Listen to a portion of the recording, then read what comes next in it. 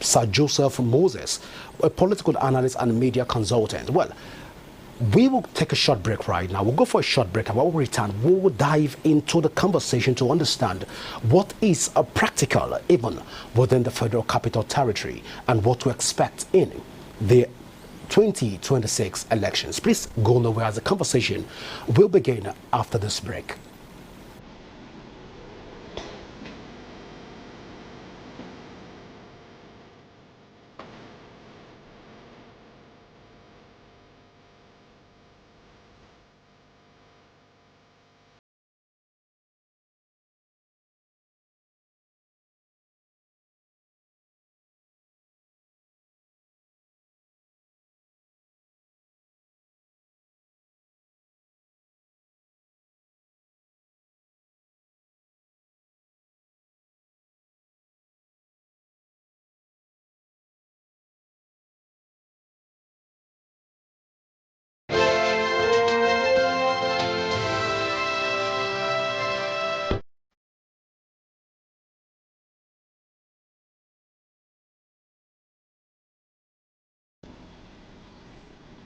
You're welcome back. Now, before we went on that break, I told you I'm being joined in the studio by the person of Sir Joseph Moses, and also the person of Madam Olajumoke. Well, at this point, you're welcome to Korero.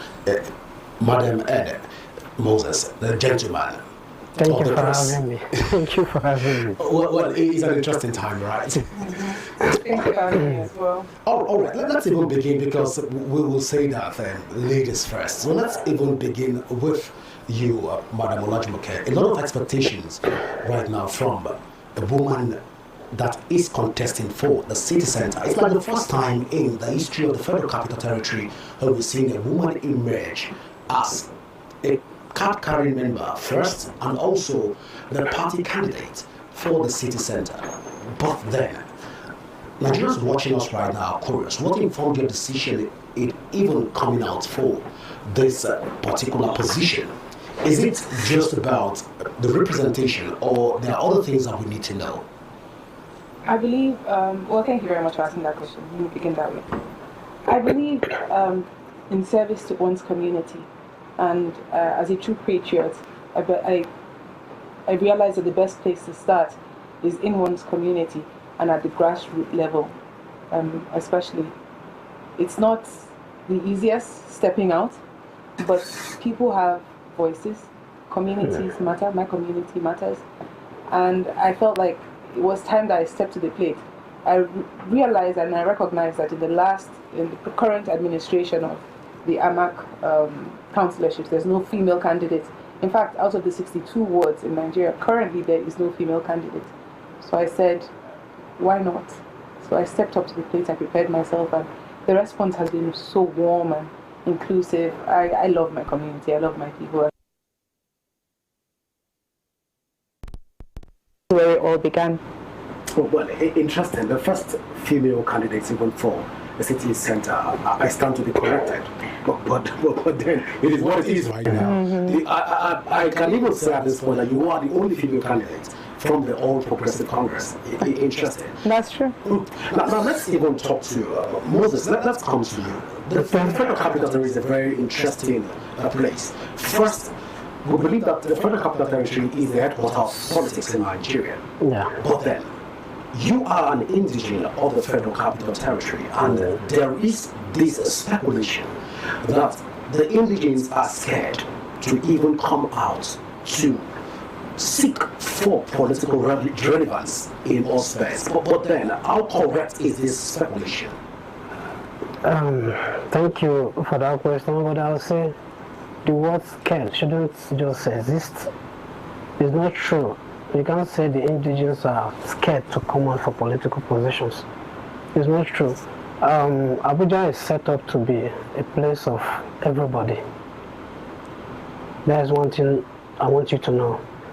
And that is why other tribes from different states can contest. You understand? Most especially AMAC, Municipal Area Council. You understand? So being in the midst of competition, other tribes, it doesn't mean that indigenous cannot come out, contest, vote, and to be voted for. So invariably, you're saying that the indigenous are not even afraid of coming out to contest. How can they be afraid? We've seen what has played out in the FCT, the likes of Senator Aduda, who is from the Baggy extraction of the Federal Capital Territory, and he has been able to maintain a particular status quo for a given period of time. No person from the Baggy extraction has been able to challenge that seat over the years.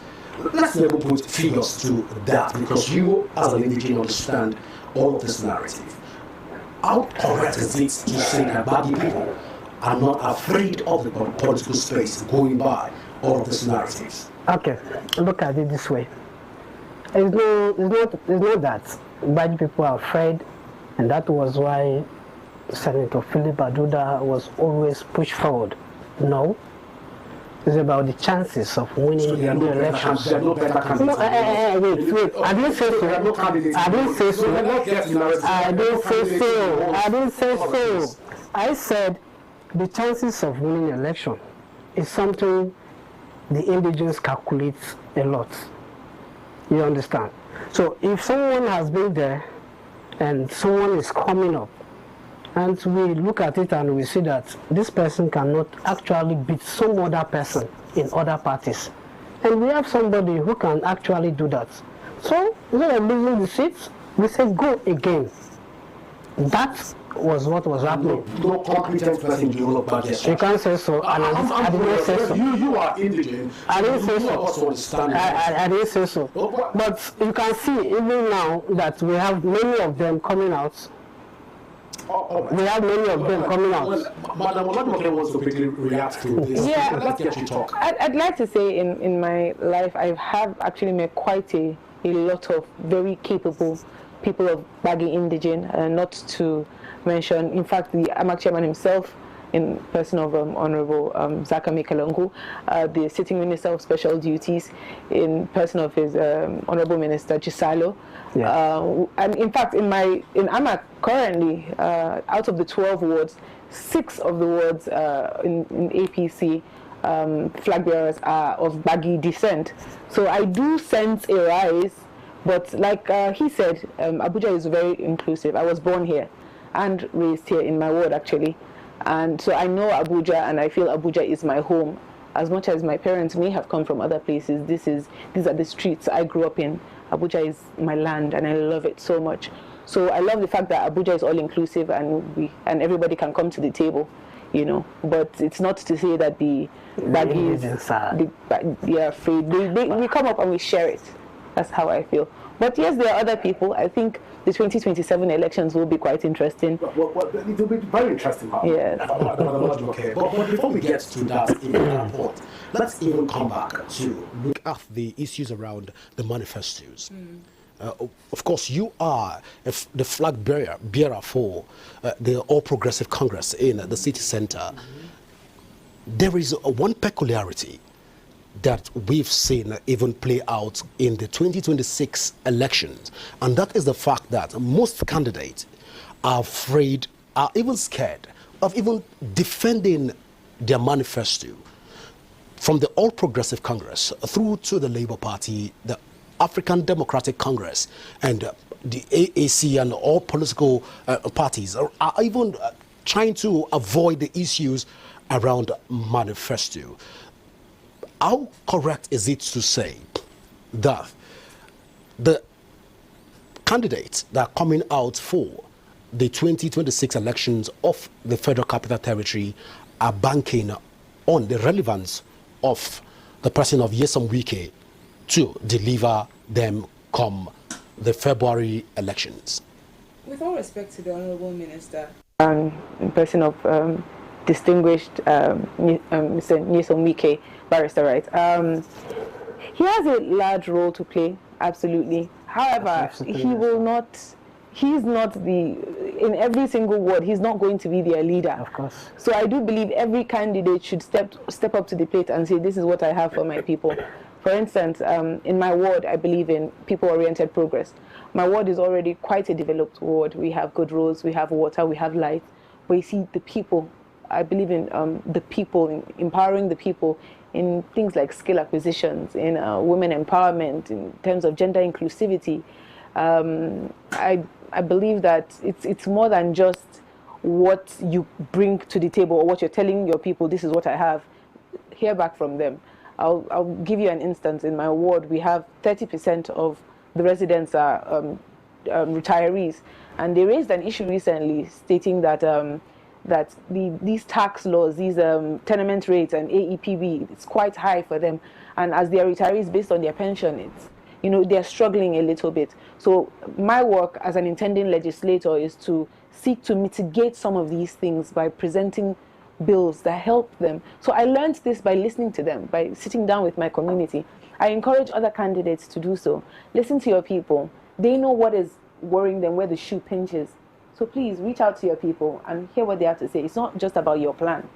Sometimes they know more than you. Oh, all right. So with this that you've said, can we now say that you candidates have a manifesto? Because it's as if most of the political parties are scared to even talk about the issue about their proposed plan, actions and programs, even when they assume office. Do you have a manifesto? I do have a manifesto. You want to share? Yes. Like I said, women empowerment, gender inclusivity. Women often feel their voices have been dimmed and they don't want to come to the table. As the female representative, that is exactly who I want to hear from. Where does it hurt? What exactly do we need to say? Let's enunciate it. At the same time, my ward, like I said, is blessed. In Area 1, for instance, we have Area 1 shopping complex, a historical site. We have shoemakers, cobblers, we have tailors. So in terms of skill acquisition, something I do plan to implement is where the youth or the people who really need these skills are trained by the same people in the community. So we facilitate that in the sense that we provide the soft ground and we provide, you know, their training equipment. And so let's help each other, help your neighbor. So train your neighbor's child. So like I said, listening back from them, community development in general, but it stems with listening. What exactly, where does it pinch? But I'm centered on the people. The root of the problem is the people. Let's create an avenue where they help themselves and they are empowered and emboldened to do for themselves, not just wait on the federal government money or these little handouts, as well as soft loans. A lot of them are already active and they're well to do. They just need a little help to push their business and see how they flourish. Before you add up, we will bring you back to even add up to what she has said. But let's take you back to even look at the issues around the Federal Capital Territory as an indigent of the Federal Capital Territory. Now, we understand that Abuja largely, prior to when it became the seat of power, was largely an agrarian society. Right now, it has metamorphosed, and right now it's almost becoming a technological zone, if you would like to use that term.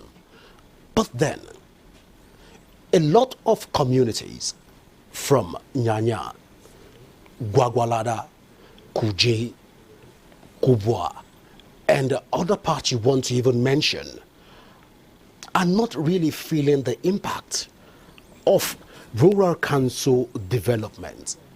Can we say that the candidates that have been produced so far within the Federal Capital Territory in terms of their council, area council chairmen have not really reflected on what the people stand for? And looking at this election that we are even preparing for come February, does the candidate represent the average Abujarian and the average Gbagi and Buhari people? Okay, thank you. I think last week on Wednesday I was on News Central discussing the same issue, and this same question come. They went to Buhari area and they interviewed some residents. And somebody was saying over 2 years they have not seen electricity. And I say it's a lie. In Abuja, under Abuja municipal area council for 2 good years. See, government work like this. If government is working actually, they work with information. That is why we have community leaders. We have people who lead community in aspect that we need social amenities. You make a request. You understand? A chairman in a council cannot be in all angles of his council. That is why he has councillors around him, and the councillors have some team around the world in different communities, speaking for the communities. If, for example, you call Nyanya, you understand, they have electricity issue, and maybe the solution is transformer. You're right. You talk to your councillor can fight for you through the chairman. The transformer can be provided.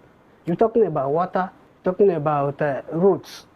Unlike Mekalongo, I know so many wards that he has constructed roads, community roads, with street light even. You understand? Now you say many chairmen that have been in council, maybe whether the residents have been feeling the impacts. Of course, yes. Where AMAX started, this is not where it is today. Where the Gwagwalada area council started, it is not where it is today. So from A, B, C, little by little, one person cannot do all. Then I wouldn't say Chairman A, they did not do well, or Chairman B did not do well. But all I know is that many have done a lot, and residents have feel the impacts. It's just that the government's issue of political office is a process. Somebody come, he take part, he does his own. The other person come, he take his part and does his own, and continuously. Let me get Madam Jumoke quickly react to this, because a lot of persons right now following us, even on the social media space, are disagreeing with what Moses is saying. And to be plain, they are saying that you are not being fair in your sentiments regarding the issues around administrative portfolio. But then let's get you react to this issue. I'd like to thank my president, the best president that ever was, person of President Bola Asiwaju Ahmed Tinubu. What he did in terms of local government autonomy, I feel like the local governments, the area councils are more empowered to actually help their communities via different development schemes and whatnot. So it's not like it's not happening. It's implemented, absolutely. And you also raised the point saying, unlike my chairman, Honorable Mekalongo, it's very clear that the Honorable Minister, in person of Barrister Nyesom Wike and Mekalongo, are up and about. Every other day, they are opening one road or the other with street lights as well as other amenities. So people are working. I believe the government is working. Yes, of course. So it just and like I said, local government, the resources are getting to the communities. Of course, it will take some time, but however, it's on its way. So what we are asking from Nigerians, just a little bit of patience. Yeah. The development is already on its way. Madam Olajumoke, before we even get to that point, we've done research going to places like Biaji, across. We've done research by also visiting places like interior part of Buari. When you say people are wrong to say that they've not seen power for the last 2 years, I think a lot of residents within the Federal Capital Territory would disagree with that comment. Because if you travel down to Kuje, you travel to the interior part of Gwagwalada, we get to places like Abaji, which is still part of Abuja. We look at places even in Rugbe and try to narrow this whole conversation back to Garki village and other part of the Federal Capital Territory.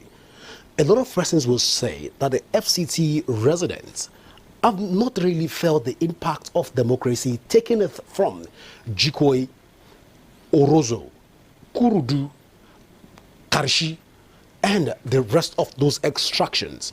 There are places in those communities that have not seen road construction for 24 years. Well, I'm bringing this to even it's on public record that a lot of communities within the Jikwe, Orozo, Begi, Kurudu, Karshi, and that extraction have not seen road construction for 24 years. And so, we'll say that those communities have been denied the dividends of democracy. A lot of communities have not seen what they call infrastructural development.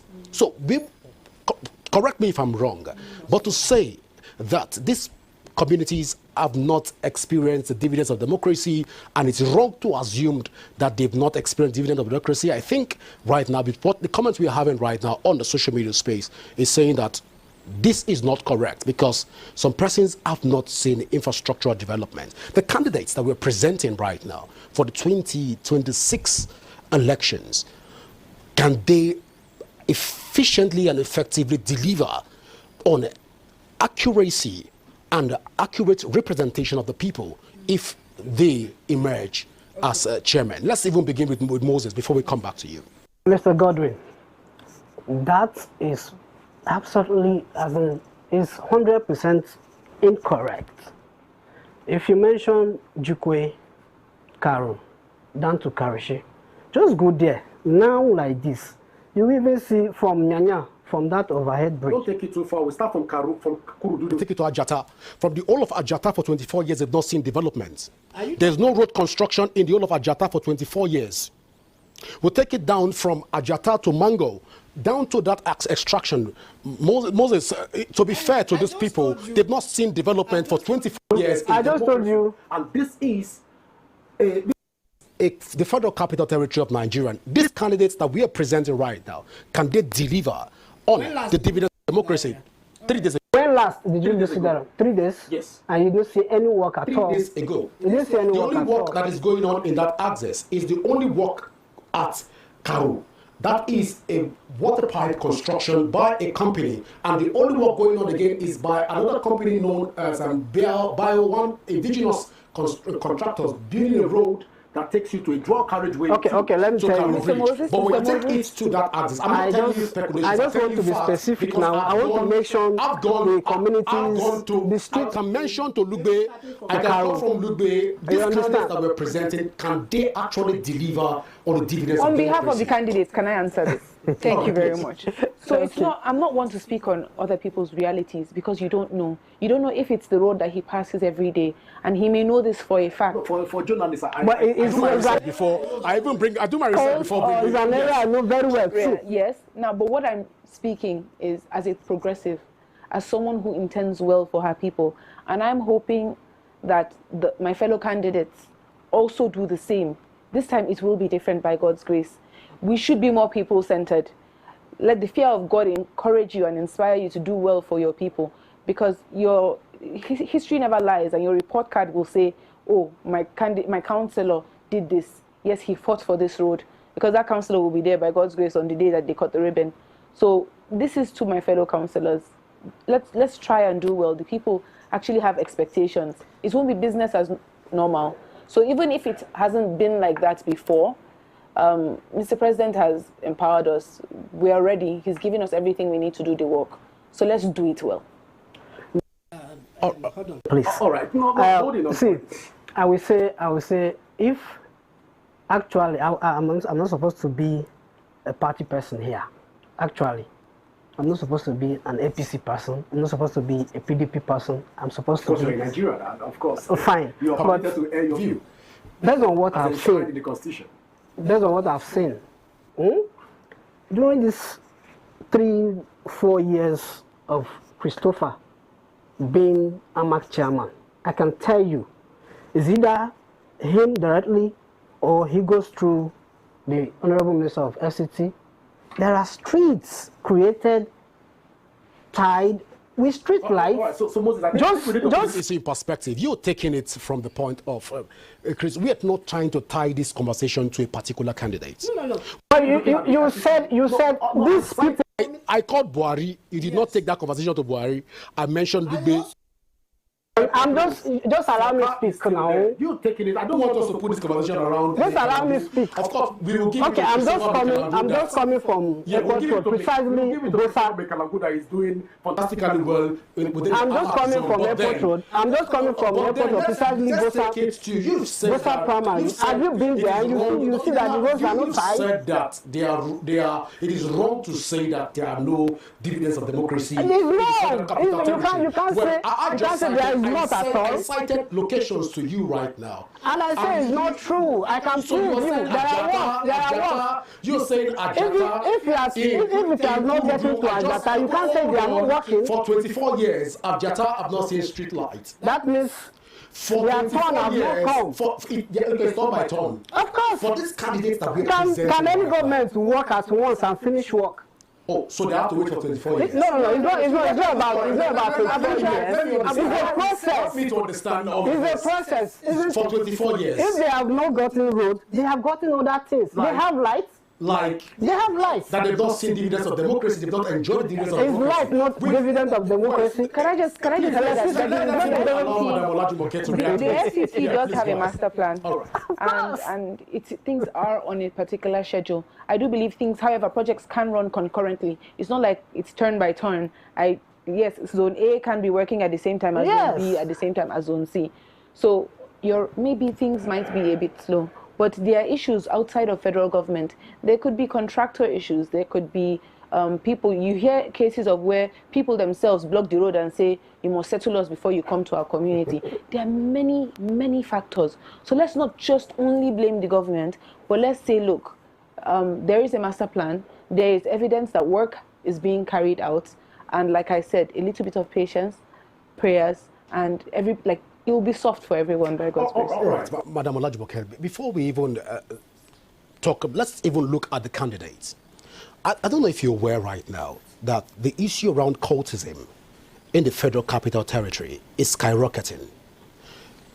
It is predicted that the Federal Capital Territory is going to be the headquarters of cultists and cultism activities in Nigeria in the next 3 years. Hope you are aware. Mm-hmm. Now, places like Duse, Buari, Kubo, Kubwa, Lugbe, Gwagwalada, Kuje, Wali, Abaji, and to mention Nyanya has already been taken over. I don't know if you're aware the issues around cultism. Now, it is no longer a try to even pacify these issues. Now, looking at all of the policies, even the blueprints by some of these candidates, can the residents of the Federal Capital Territory trust powers in the hands of these candidates to deliver on the dividends of democracy by rejuvenating and transforming the FCT and positioning it to not just become a den of cultists, but then a more of a practical demonstration of a developmental society where every man can stand for himself and fend to survive. Well, can we trust this candidate? Yes, but it begins with the community. You have to say something. So you have to observe what is happening in your community and don't be afraid to report. So in a situation where you've mentioned me, Kalangu, of course we can't take that away from me that he's a performing chairman. I'm not holding brief for him. But then we've seen situations where local government chairmen they are far from the communities. A local government chairman, area council chairman in the Federal Capital Territory are living in a complete state of oblivion when it has to do with the practicality of connecting, which the grassroots is supposed to be. But then we are talking about the area council election in 2026. Residents within the Federal Capital Territory are also curious at this point. Can we trust these candidates that the various political parties are presenting right now, to be fair to the residents of the Federal Capital Territory? Well, as a progressive, I can beat my chest and say I have full confidence in all the chairmanship candidates across all 6 area councils. As long as their communities are willing to work with them, I do believe our security forces, community vigilantes, everyone needs to come to the table and say, look, we collectively want development, we collectively want growth. And the confidence I have in my people, well, not just my people, in these well-capacitated people, they will deliver. Interesting. Moses, want to quickly react to this before yeah, please go ahead. Let me tell you something. Please. Talking about security of the resident that will be going out for vote rights, or maybe in their daily activities or life living. See, there is no city in the whole world that you won't find this kind of people you are mentioning. There is no city you can totally eradicate or eliminate such people. But there is a process of security going on. Haven't you heard about Operation Sweep? It's known for this FCT command. FCT command security is a cut across all the area council. And the command don't work leaving aside the area council's executives. No. So everything is working fine, security is fine, everybody is fine. Talking about the cultists, this, that, just as she said, if I live in a community, I see somebody doing things that are not normal. If I don't talk, nobody will know. Securities are not spirits. The chairmen of local government are not spirits. They are human beings. So you speak and alert them, they will do something. So can we trust these candidates? Why not? Yes, trust them. Well, interesting to even talk about. Let's even move to other pressing concern, which is the issue around campaign. I'm bringing this to you, Madam Olajumoke. Looking at the campaigns, it is being also speculated that a lot of candidates that are even vying for political office within the Federal Capital Territory are right now not even aware that campaign have started. Because the campaign have been a silent one. It has been almost a no campaign scenario. But then, what could, in your own take, what do you think must have even led to all of this? Is it that the candidates are already confident that with or without campaign, they will emerge as the all progressive candidates or other political party candidates? Oh, no. As they say, politics is local. I can tell you for a fact, living in a municipal area like this, a lot of the people living in my ward, they go to work, they have 9 to 5s. And the best time that I get to actually campaign is when I visit them door to door, between the hours of 7 and 10. I'm always on the streets. In fact, just yesterday I was at Area 8, and they were quite receptive, quite homely, quite welcoming. So it may not be that people are on the streets making noise, doing parara, but I do believe in one-on-one interaction. When you meet people where they are at their homes, you know, and you tell them who you are, you show them with sincerity and integrity. You use those words backed by experience, backed by evidence. They listen to you. So maybe my formula is different, but and I strongly believe that most other candidates are doing the same. We're knocking door to door. It's no more about being on the streets. Maybe we might, yes, we have upcoming rallies. However, for people to listen to you, sometimes, you know, at rallies, it's more about the music and the gyration as opposed to people actually listening. So when I meet you one-on-one and I tell you, this is who I am and this is what I genuinely want, do you believe in me? Would you support me with your guidance? I want to be able to represent you well. I feel like they are more in tune to listen. Interesting. Moses, let's bring this to you. Looking at the campaigns so far, can we say that the Federal Capital Territory residents are ready for the 2026 elections, or we should begin to write to INEC to perhaps postpone the election? That question is so funny. But of course, just as she said, if anybody is going to vote for her, that person is aware that she's contesting. You know, I've been in the election process in 2019. You understand? I contested for councillor in Orozo Ward. It's not about going in mass, streets to streets. These days, there are social medias, there are event centers. Like, if you go some weddings, you see politicians who are invited here to speak. It's part of campaign.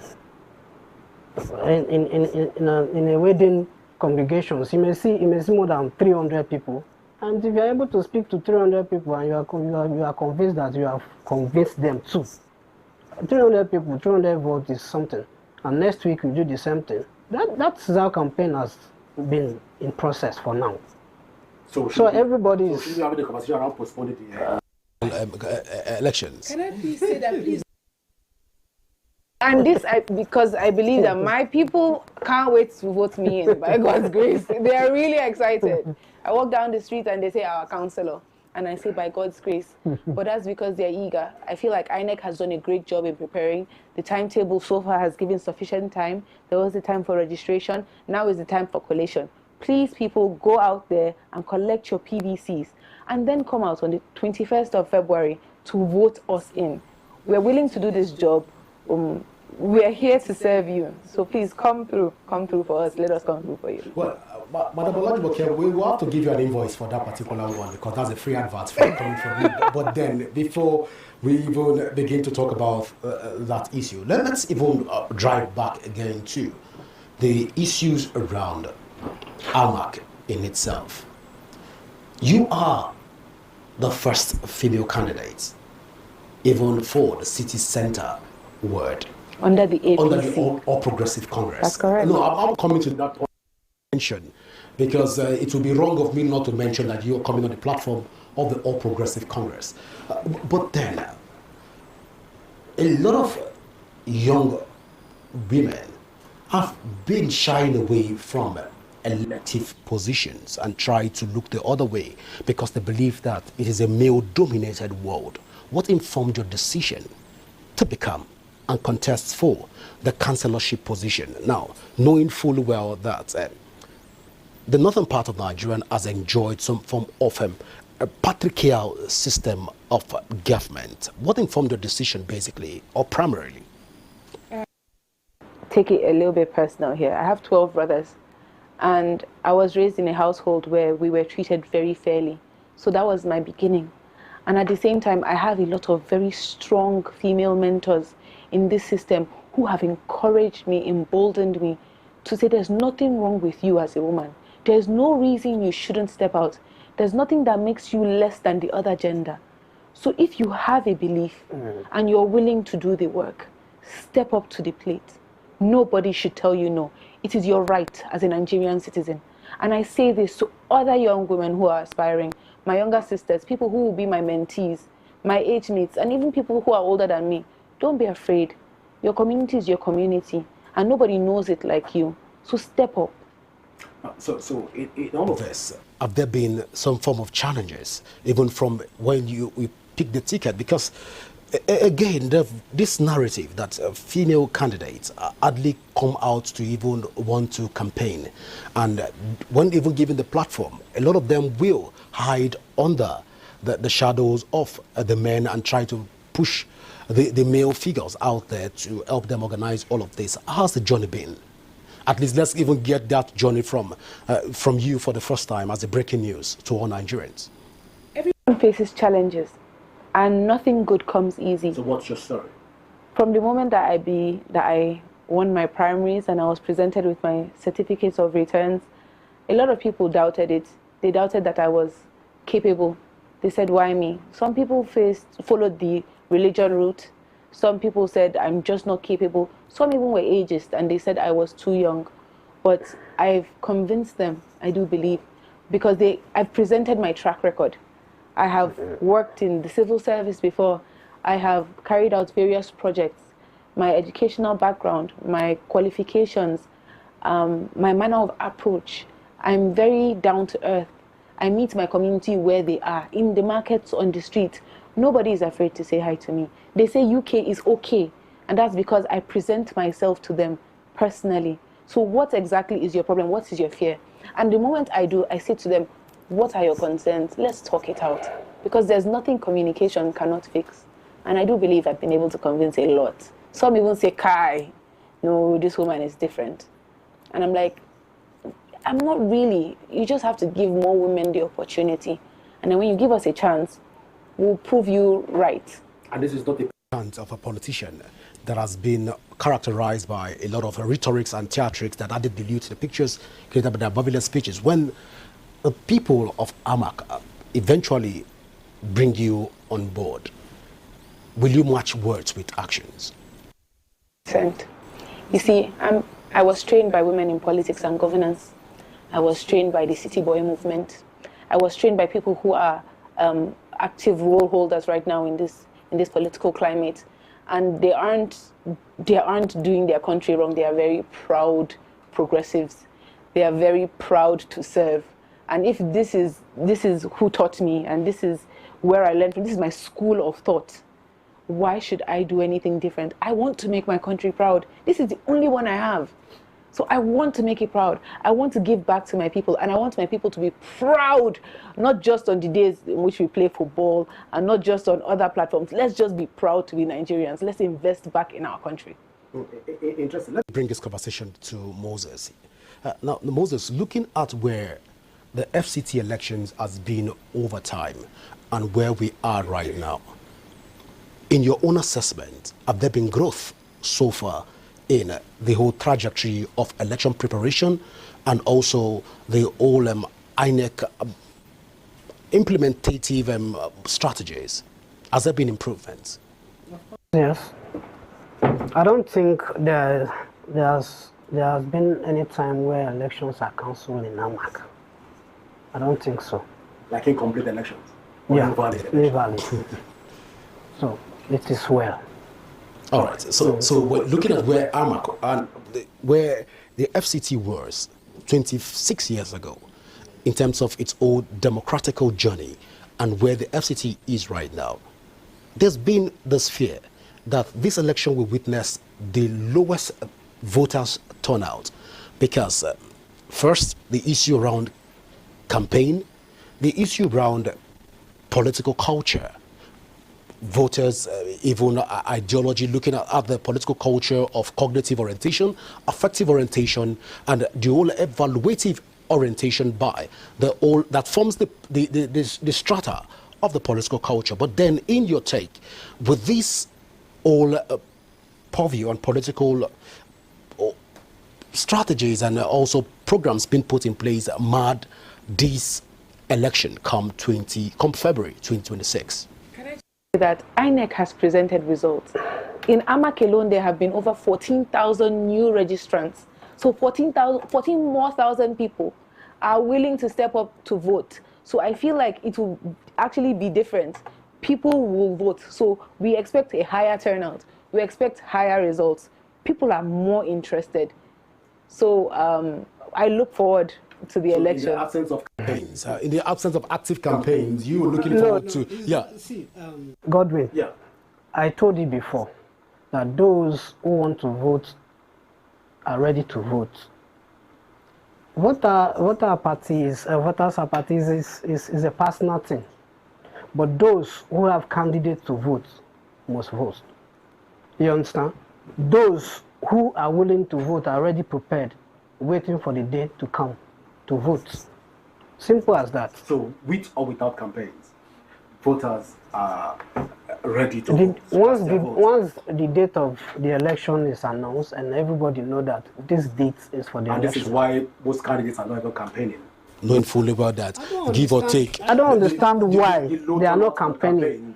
You don't. How many months do you want them to campaign before the election? I thought when INEC reel out the campaign whole outline. They are doing it. We would have seen. Not following drums. them. Well, we'll be following. We thought we'll see more drums on the streets. We'll see more flyers on billboards. We'll see more of even politicians coming out. But then this is not the issue around. We are in modern days. I've told you before. Social media is there. Well, door to door. You have mentioned. She has mentioned what she does. She has just mentioned what she does. But congregations to congregations, she mentioned. We've traveled in the town hall. How many candidates are doing town halls?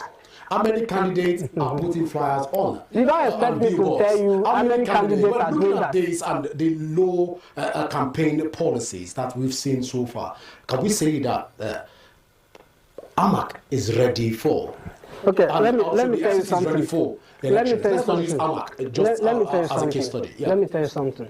You see, sometimes when you look at politicians, you understand, sometimes you see they don't work.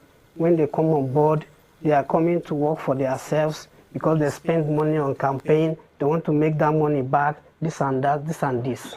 I think many people are trying to cut short their expenses so that when they come on board and start doing something, it shouldn't be as if this person maybe after first tenure he will work, and then second time he's going to work for himself. No.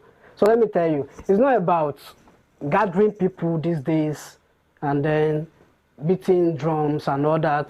I think campaign is going on. She has mentioned door to door. And I just told you that there are process, there are other patterns. Let me get the last take from, because I've been saying that all our time is fast spent. Godwin, Yeah. honestly, I appreciate you coming out here because you gave us a platform to speak up. Now, I like to thank you. You say you want drums. I'll give you drums. And I will invite you. We'll look for those drums. We'll look for those drums. And of course, we'll follow through on that campaign because we understand that the drums are silent.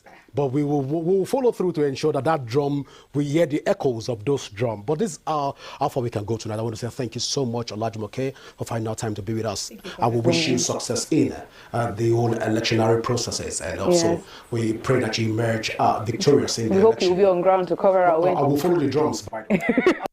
Thank you so much for finding out time to be with us. Thank you for having me. Thank you so much. Well, viewers, this is how far we can go tonight on Correro. Don't forget that you can join the conversation on our various social media handle currently showing on your screen. And you can also download the Rapid TV app from your Android and iOS devices to keep track of our broadcast.